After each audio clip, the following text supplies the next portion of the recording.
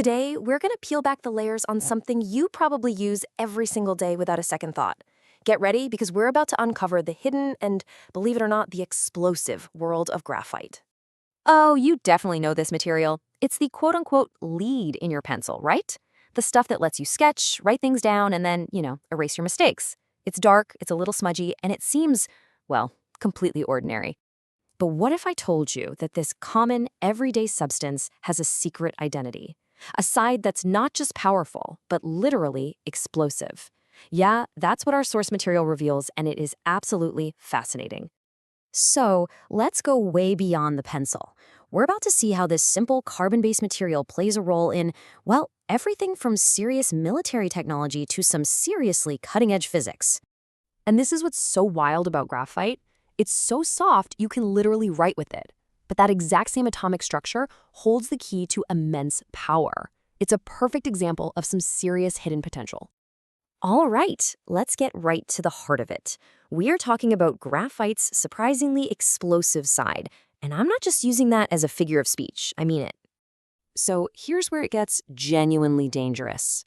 When you grind graphite into a superfine powder and it gets suspended in the air, it creates something called a graphite dust-air mixture, or GDAM for short. Our sources say this is a major safety concern, especially when you're dismantling old nuclear reactors, where this dust can pose a very, very real explosion risk. But get this, it's not just an accidental hazard. The very same properties that make it a risk also make it a valuable, intentional ingredient. Yep, military and material scientists are deliberately adding graphite to high-performance explosives. Just take a look at this chart from our source material. It shows you just how important graphite is. You can see it listed right there alongside some heavy hitters like RDX and HMX.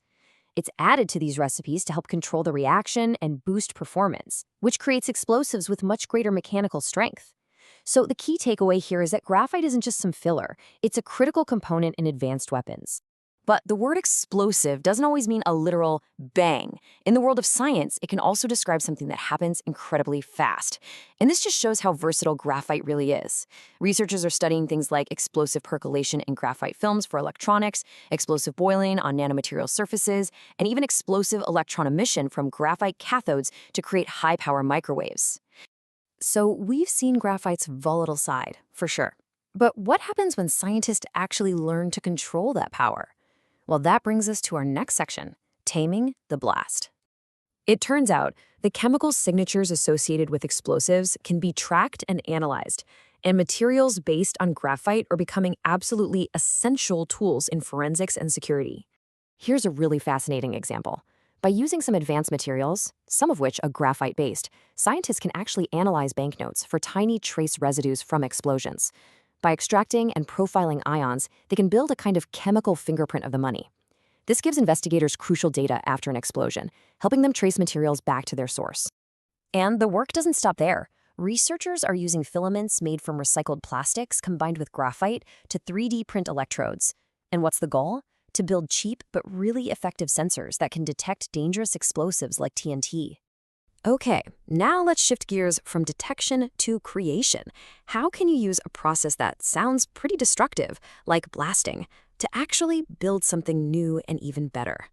This is so cool. Instead of the traditional, often messy ways of preparing a surface, scientists have developed something called graphite powder blasting.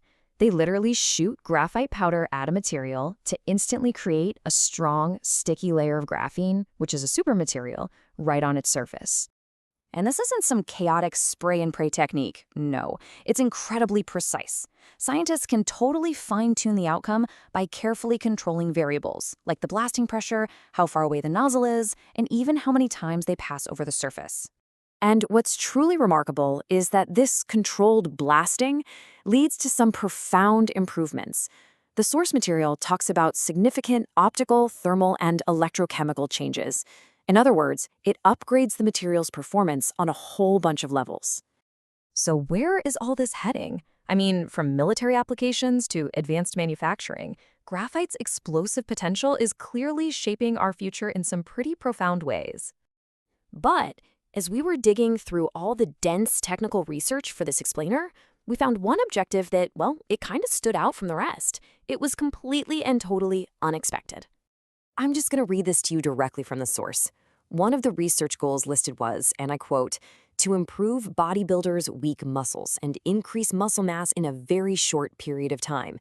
We have absolutely no other context for this, but it was right there in the data. The secret life of graphite is just full of surprises. And that really makes you think, doesn't it?